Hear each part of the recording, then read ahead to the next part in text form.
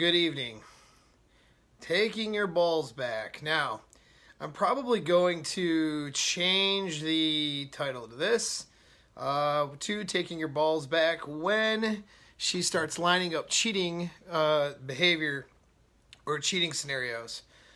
So this came about, and I'm not going to get into the full detail of the question that was asked of me today and the situation that this person was going through, but in a nutshell, she was basically setting it up for her to hang out and work with a guy that she used to have sex with. All right, so a little sex partner, a fuck buddy, if you will. So, and she's with this guy. She's in a long-term relationship. They have a kid together. They're not married, but it's been a few years. They've been together and had plans to be together, possibly, marry, I don't know, all that sort of thing. And so, but she wants to, she was rationalizing. There wasn't a real good reason for it, but rationalizing being able to do some work with her side business. I mean, she had a small, her situation, she had a small side business that doesn't make any money really, but she was going to take on this guy as a client. And this guy had, called her and approached her in the past while she was in her relationship to set up for, a situation where they would hook up. And so she, is asking her man if that's okay, All right, so here's the deal. There's a lot in that guy's situation, so I'm not going to get into it. But if it's a situation where you've fucked up, right? So as a guy, you've not set the standards of behavior. You've gotten into a relationship and you've not set any standards. You've allowed her. You've made a lot of concessions, allowing her to break you down into beta provider status. Okay, let's say that is a situation. So she is sexually and personally unhappy with you. All right, and I say sexually because even if she gives you, beta rationalization is really interesting because they'll rationalize the biggest bunch of bullcrap. Well, we're having sex once a week, except for, we have maybe a couple times a week. We have sex. We have sex all the time, man. Well, okay, so then like a coaching session or digging deeper, whatever it may be, so what do you mean by all the time? Well, yeah, a couple times a week. Well, what's a couple times a week? Well, how often last week? Well, we didn't have, okay, so last week we didn't have sex. Well, the week before we maybe once. All right, so you start breaking it down and they're bullshitting themselves, first of all. So that's what weak-ass males do. They bullshit themselves. And so they're really not having sex all that often because it's transactional sex.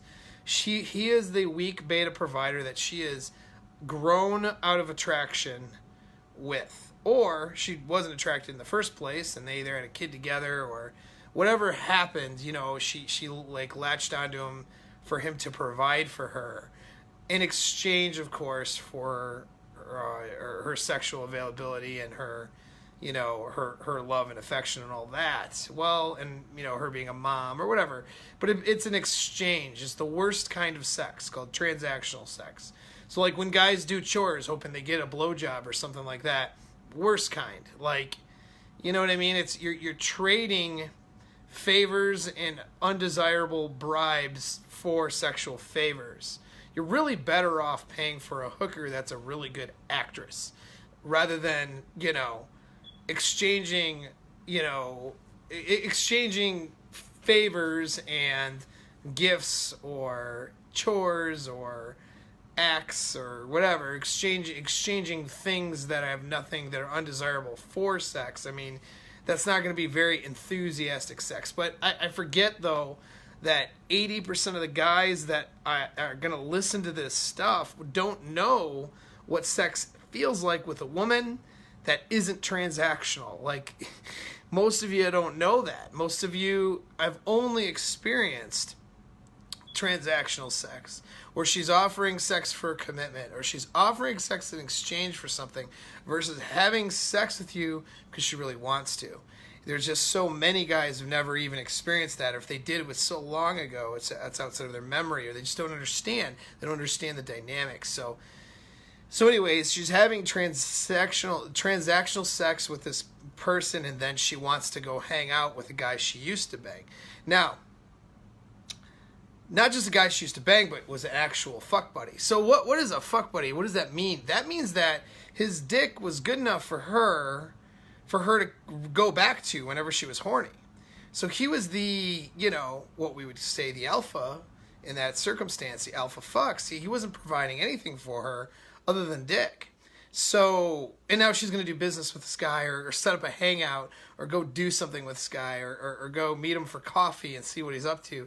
Any kind of bullshit like that. I mean, so if you find yourself in this circumstance, it's bad because there's a number of things you didn't do in the beginning. And so now it is degraded into a situation where you're with a woman and share resources with her, share a child, and it's like a year or two later, and now she's setting up to cheat is what she's doing. And she's setting up open hypergamy, or at least getting permitted hypergamy, or permitted cucking from you. And it's only, rationalization. So, like, she says, well, this guy I used to sleep with and hang out with or whatever, he wants to do business with me. And, of course, remember, this business doesn't make any money, really, not very much. And it's kind of bullshit because he provides everything. But, I'm going to do this. He's really got opportunity. He wants to hire me. Or this guy wants to offer me a job. Or this guy says he'll be in town to offer me this. And I really want to meet up with him or whatever. She's asking permission to basically, check out her options and potentially cheat. So if the guy, here's the bad advice. Now, the bad advice is to go, okay, yeah, that's fine, and act indifferent. So there's a lot of like channels and dating advices and relationship coaches that will say that you need to act indifferent if she does that. You need to pretend like it doesn't bother you because, an alpha's not going to be bothered, and he's the prize. So, he has to act like, he doesn't care and, all this stuff. Like, all right, you've lost your alpha card at this point, man. Like you're so far down the line that that's not going to work. Okay, not for you, not in your circumstance. Indifference does work in other circumstances, not in this one. She is bold enough to ask you to go hang out with a guy that she used to have sex with.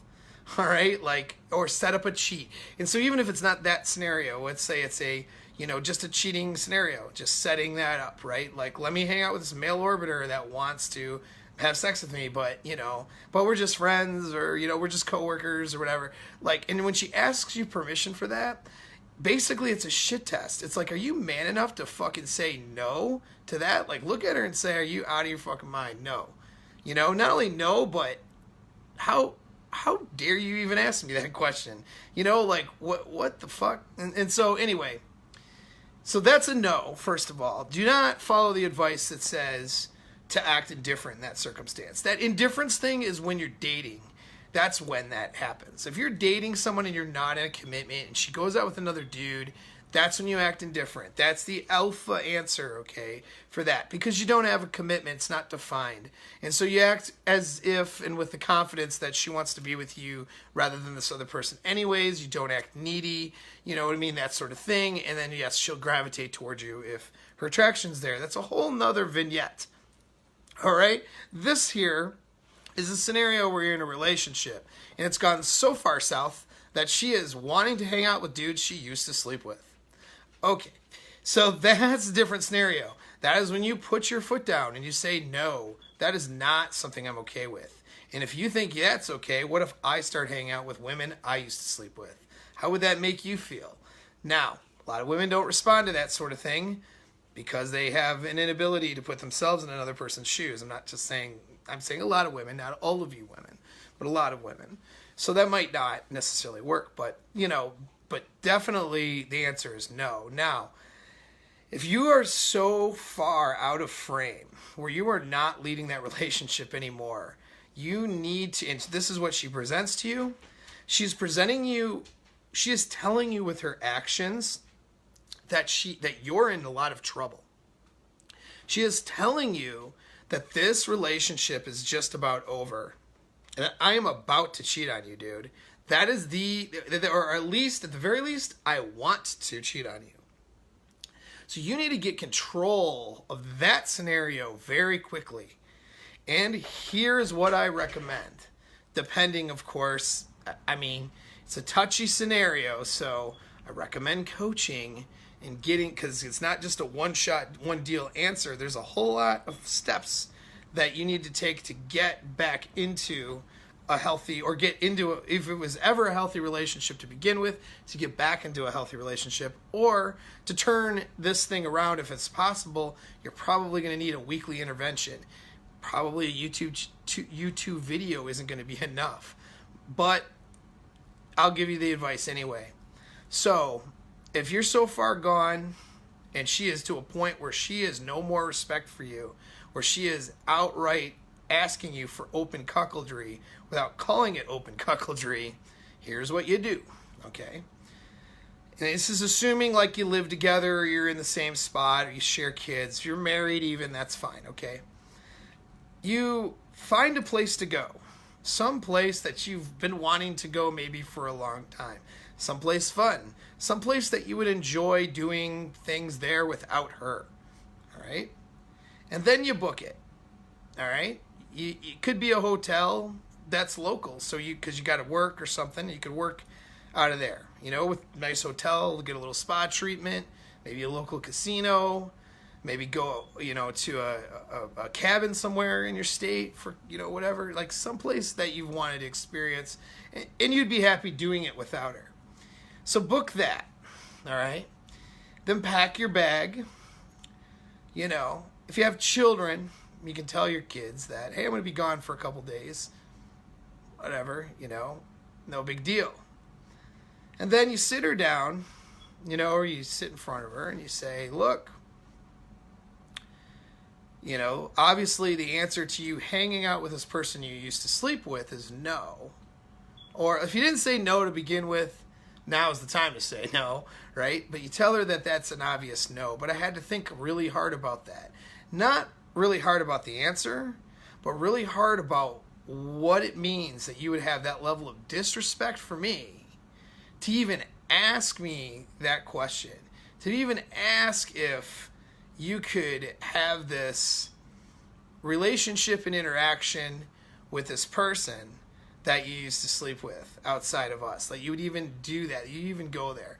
So what that tells me is that we have a real serious problem. And I have to think about what we're going to do about that problem. And you need to think too about what your priorities are. So I'm going to leave and I'll be gone for a couple of days, and I'll give you an opportunity and me an opportunity to think about things. We'll come together when I come home. You get up, you kiss her on the mouth, and you walk out the door. Now, controversial, sure. What if she has abandonment issues? What if she has, you know, real hang-ups with that sort of thing? I don't care, okay? Your relationship is about to crash into a wall, and it's going to be because she cheats on you. That's why she's setting this sort of thing up. That's why she's having that level of disrespect for you at this point, you know, where she's wanting to do that. And this would especially be true if she didn't even ask you. And in this guy's case, she had asked, which was a shit test. But a lot of times they'll just do it. Oh, I'm hanging out with my ex. Cool. You know what I mean? Now, there's situations, I get it. There's one-offs. There's situations where people are still friends after breakups and stuff. But see, that's established already in the beginning of the relationship. Like, you get in the relationship, and maybe she has this friend that she used to date, you know, and they slept together a few times. But now they're just platonic. It's years later. You're now with her. That's a totally different thing. I'm not talking about that. And of course, is she going out to dinner with that guy and hanging out with him one-on-one now all of a sudden a bunch? Then it's a problem, right? But I'm not talking about that kind of a friendship. I'm talking about, like, you know, ex in this guy's scenario, an ex that is, you know, he's only contacted her to hook up. She's denied it a couple of, you know, said no a couple of times, and then now he wants to do business with her. And then now they're going to hang out a bunch and do some business together out of nowhere. You know, 2 years into a relationship, no friendship, no business relationship established. Now she's going to hang out with this guy and do some business with him. And it's, by the way, a guy she used to call just for the booty call, you know, some time ago and get sex from him. So, and that was her making the call too, not him, right? So, I mean, that's a clear-cut scenario of no, okay? Like, that's a clear-cut no. I don't know why that would be open for debate. But there's a lot of really bad advice out there that's going to tell guys to act indifferent because that's somehow more manly or alpha. Or to, you know, rationalize how that should be okay. It's cucking and it's a no, all right? And the fact that, and it could be even just her just hanging out with some orbiter now, like all of a sudden out of nowhere, the guy clearly wants to sleep with her, the guy disrespects your relationship, she allows it, and now they're hanging out together all the time. You know what I mean? It could be that scenario. It's like she's setting the cheat up, and so you need to get control of that right away, post haste. All right? So you need to get in control of that. And you need to not be such a pussy, excuse me, where you're going to beg and plead and cry hoping that she'll stick around. What you fucking do is you pack your bag and you walk out the door. You do it for a few days. Go have fun. You know what I mean? As much as you can under the circumstance. And and I don't care if you have kids or not. Because guess what? She leaves you or you divorce, you're having visitations with those kids. So you can leave for a couple days. You know, we're not saying leave for a month, okay? We're saying leave for a couple days. And let it sit with her. Let her understand. Let her feel what it's like to not have you there. Let her feel what it's like to be a single mom now. Don't take those kids with you so she can now go date and fuck around while you took your kids on a trip. I mean, that's for another time. Take your kids on a trip. You know? No, this is for you to get your head straight and for her to realize that there's a serious problem.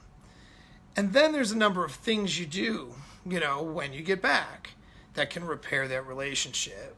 But if you're not being treated with the level of respect and, you know, if she's not treating the relationship with the level of respect and commitment, or a level of integrity, rather, that she committed to, that she put words to, then you need to demonstrate that that's not okay by not being there for her. That's just the way it is. If you expect to gain back your balls, all right, after she pulls a move like that, this is what you have to do. You literally need to walk out that fucking door. Now, I suggested it, and this was met with, I can't do that. Most of you dudes won't have the balls, which is why you're going to get divorce raped and find half your shit gone in visitations with your kids as if you're in jail or something like that, right? Seriously, this is why you're going to come home and find evidence that she's been fucking an ex or a friend or the guy from accounting that you don't have to worry about.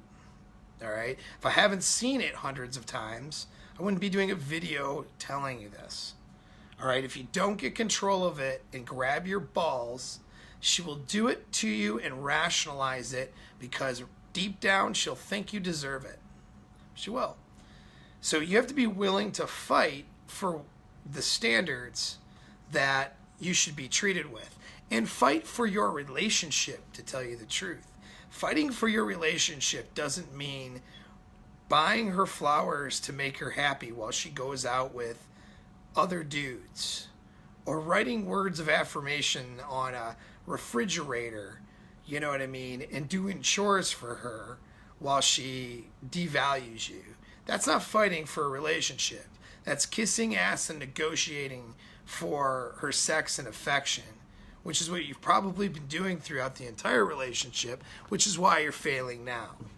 Okay, so what it actually is, fighting for the relationship, means that you say, listen, the situation we're in is not happy, and we're not doing it anymore. So if you value anything about me and anything about what we have, some major things have to change.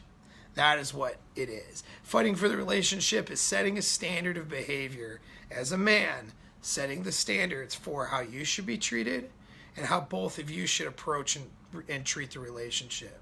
that's fighting for it, because she may resist that, or other people might tell you that, well, I don't know if you should do that.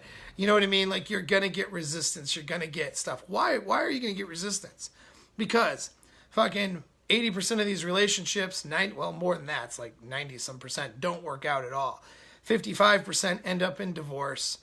The 45% that stick together, half of them, they're unhappy, and they report unhappiness. And out of the 22%, or actually 20%, that claim to be happy, out of the ones that have stuck together, only half of those are actually sexually active. So, half, the other half is like their roommates. They could be older couples or whatever. They're just not sexually active. So a sexually active, happy couple that got married represents only about 10% of the population. And then the levels of happiness, of course, are different too. Some of those levels of happiness I wouldn't settle for. So you're really talking about, for a really, really, happy scenario, you're talking like 5%.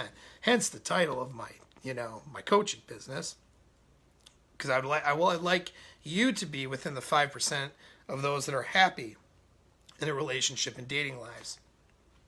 That top 5%, not the other rest of them, not the multiple divorces, not the trapped in the bad relationship, not in the lukewarm, it's mediocre, not that exciting relationship. I want you to be excited and happy about your life. And this relationship and dating thing is a major component of that. Huge, right?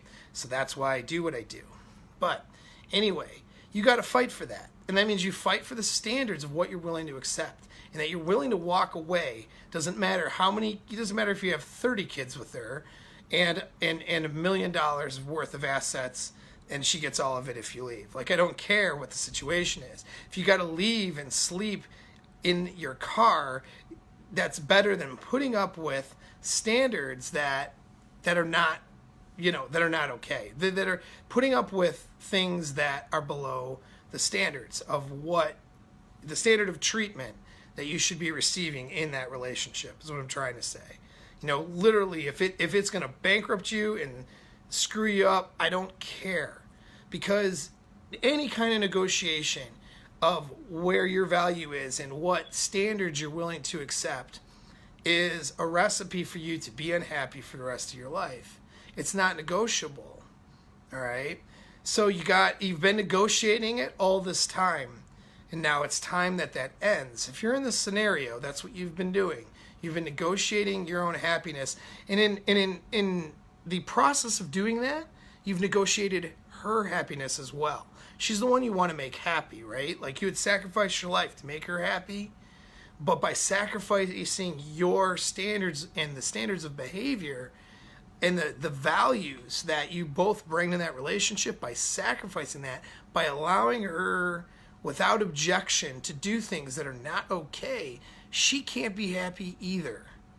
You understand that? She's looking at you as a man to lead that relationship and to make decisions that are the best decisions for the both of you, even if she's mad about it at first, even if she's going to fight with you or try to argue with you at first. It doesn't matter. She wants you to have a set of balls and to lead that relationship in the right direction. So, again, with the prescription, if you've let this thing go to a point where she is looking to openly cuck your ass, take your shit and go. Leave for a couple days. Tell her it's not okay. You don't condone it. And if she values that there's a problem, and that if she values you, she wants to be together, she needs to think long and hard about her decision making and what these problems might be. And you fucking walk out that door. All right? Because that is the power that you have, is with your feet. All right? Because what are you going to do? Stick around and yell at her and get abusive and throw furniture because she's not complying with what you want? Because you can tell her the standard and she can look you dead in the face and not comply, right? She can tell you no and argue and try to, rationalize her behavior and get indignant. She can attack you personally. She can turn it into an argument that's filled with personal attacks. Where's that going to get you? It's not going to get you anywhere. It's only going to rationalize and get her to justify her leaving your ass for this guy she wants to go see. Okay? Or, or what, she going to look at you then and just fucking lie to you? Yeah, okay, honey, I won't, you're right. I shouldn't have done that. And then she's going to go out with him anyways. See, the fact that she would do that, if she was doing it or considering it at all, and we're not talking dating phase or early. We're talking like a year or 2 years into the relationship where there's a solid commitment. The fact that she would even do that, so what are you going to do? That you're going to stick around and be abusive? Call her names and throw shit? You know what I mean? Toss her around because she's not complying with what you want? I don't fucking think so. You know what I mean? That's not what you do. That's not where your power is. You know what I mean? Your power right here. All right? And that doesn't mean you just leave anytime she doesn't do what you want. I mean, that's a bit immature. Okay? But that does mean that, I mean, we're not talking about like, you want to watch, she's interrupting your TV program. Your TV program, what am I, in the 50s here? She's interrupting you're watching Netflix and she's interrupting you or whatever, bothering you during the football game, so you leave for a few days. I'm not talking about doing that. Like, people listen to my advice sometimes and they take it to like a level that I never took it. Okay? But what I'm saying is that, I mean, we're talking about absolutely setting up a cheating scenario. We're talking about something severe. You know what I mean? And so in those types of situations, yeah, you know what I mean? She needs to understand that if she's going to openly disrespect the commitment that you two made to each other and go out of bounds like that she's working on not having you for good.